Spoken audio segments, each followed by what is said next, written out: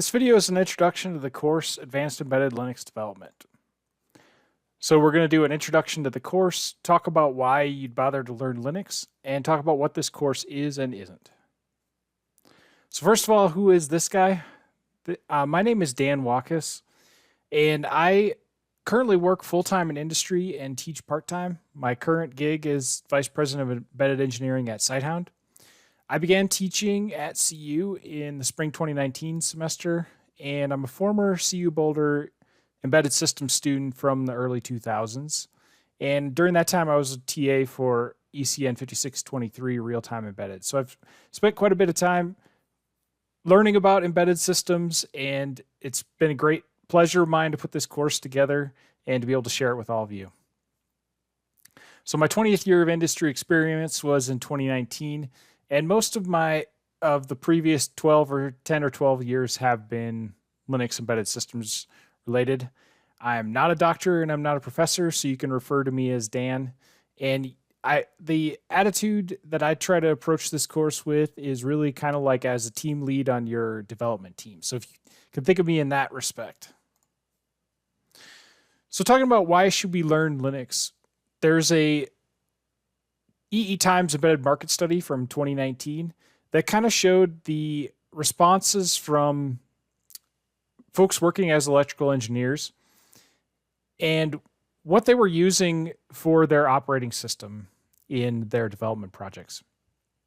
And if you bundle a bunch of the different Linux-based variants together, and if you include platforms like Android that are based on Linux, what you see is that a huge percentage of respondents are either actively using or planning to use Linux on projects in the short term.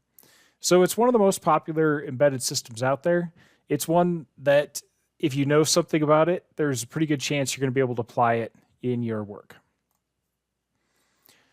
So what do I want to do with this course? I want to give you the tools that you need to understand how to configure and deploy Linux-based embedded systems. And so I want to give you some experience with some of the common system build tools and components. So that will include Bash and shell scripting.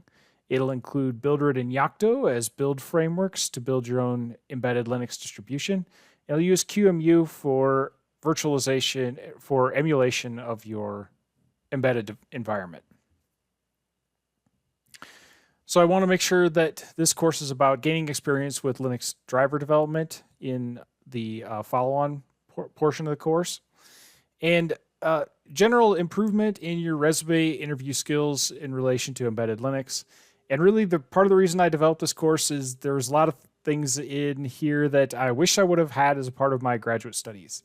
And in a lot of cases, they didn't really exist yet. So especially some of the build frameworks that we'll talk about here in this course. So it might be important to talk a little bit about what this course is not. It's not really data structures or an algorithms course.